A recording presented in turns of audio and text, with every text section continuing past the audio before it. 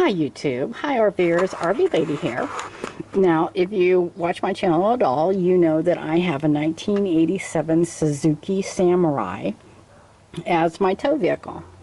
Now unfortunately, I had to get it smogged this year, and that's a whole other story. But one thing that started probably 6 months ago, oh no, probably maybe even longer, let's call it 6 months, is when I fill, hold on, let me go over here, when I fill the gas tank, it leaks under here. Okay, so what that is telling me is I need a new filler hose. And that's what you're looking at right there, is my filler hose. Now what I was just showing you before was how you access the top of the filler hose in a 1987 Suzuki Samurai. And so there it is. I've taken off this clippy thing.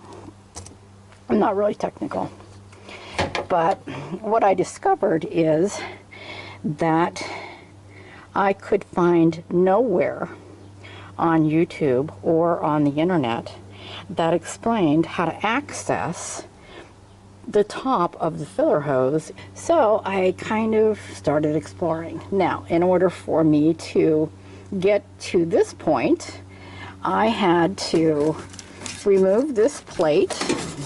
There's a plate that goes right there, and then this is the decorative nonsense that they put in, and then the insulation, and then of course the carpeting. So I'd take all of that off, plus I had to remove the just a holder for the rear seatbelt. So I got in here, took off the doodad, and now it's a matter of pulling it down and out that hole. This is the bottom of that hole, and you can see it's kind of damp looking, and that's because I sprayed WD-40 in it. And what I also should have done was connected those two other little tubes. I'm sure they do something really incredibly vital. But in order for me to get to this point, there are two things that you have to remove. One is the mud flap, which goes right here. The second is a shield that goes over, looks just like that. And what that does is protect that hose from debris as you're cruising down the road. And basically what you're trying to do is get access to this point. Now you can see it's on the upper portion of my, I want to say, 8-gallon gas tank. Could be wrong, but of course the gas tank is, you know, full or close to full or something, so I really can't yank on that end until I have something to catch the gasoline that is going to be coming out of that. So for tonight's entertainment, I'm just going to remove that section of the tube, and or maybe not. I don't know what I'm going to do, but I think what I can do is remove the top. I've never done this before. Is remove the top of the tube, bend it into a container, and the gas should flow into that container until it gets below. Now, of course, with all things, the very, very first thing when you're working on automobiles, the very, very first thing that you do, I have a screw in my tire. Do you believe that? I sure do. I'm sitting here looking at it right now. The first thing that you do is unplug the negative off the battery, because the last thing you want at this point is any kind of sparking. So, already did that. Okay, so that's that. Yeah, never done anything like this before in my life. Okay, Cross your fingers. See you in a bit. Hi YouTube, hi RVers, RV Lady here, and what you're looking at is the fuel line filler hose, technically, for the Suzuki, my Toad, and interestingly enough, what you're seeing here is a hole. I don't know if you can see that or not. Can you see that? See that hole? When I showed it to the when I went and got the replacement hose, I took this one with just to make sure that I had the right thing. And the Suzuki, the parts guy said, that's an interesting hole. That's an intentional hole. Somebody intentionally punctured your fuel line. Interesting. I was in Phoenix last year. When I went to go fill up the fuel tank, it would leak. Just a little bit. I mean, not a lot. But I remember the first time it happened was when I was in Phoenix and I got gas.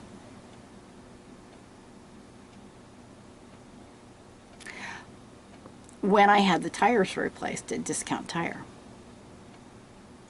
I'm just remembering this right now. Basically, the story there is I pulled the Suzuki. I got new tires on it when I was in San Diego County. And then I took the Suzuki and my RV to a place, drove the Suzuki, got a flat tire, had to change the tire. If you want to research it, you can go back. Went to Discount Tire and said, I want the tires replaced. I'll pay the extra. The guy said that he was going to discount the tires, and I said, no, not going to discount the tires. You're going to give me full value for the tires, and also put the tires on that I want on the Suzuki. You know me, making friends everywhere I go. When that was finished, I drove across the street and filled up the Suzuki, and that was the first time that I noticed that it was leaking. It hadn't leaked before that. I'm just putting this together right now while making this video. The puncture in the fuel line had to be made while the vehicle was up, because the puncture was underneath the shield, the fuel line shield.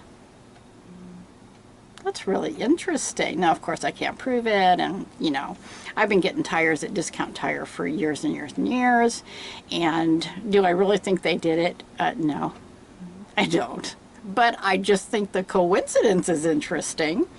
Now, when I took the RV to have it smogged, it failed because of that.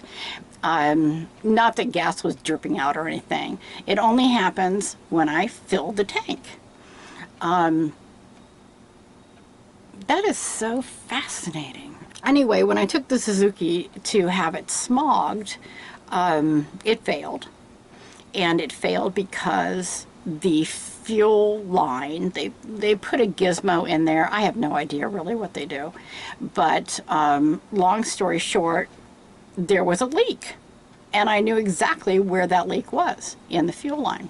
Because every time I put gas in the gas tank, it drips out. So, it didn't take a genius to figure that out. But, sometimes when you, exercise your rights, you always wonder if people, like if you're in a restaurant, and you order food and you say no and you send it back, and they serve you something else or nothing else. I usually get nothing. If I'm sending something back, I don't want anything out of the kitchen. You know, because they could become disgruntled and do something to your food.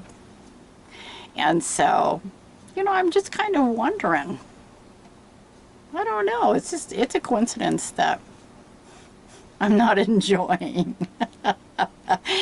Anyway, that's it for me. I just came in from replacing the fuel line. I'm going to take it back to have it resmogged tomorrow. And, you know, hopefully it'll pass this time. And if it doesn't, then I'm just going to register it in another country. Anyway, that's it for me. I'll talk to y'all later. Be well and be brave and smile. Bye.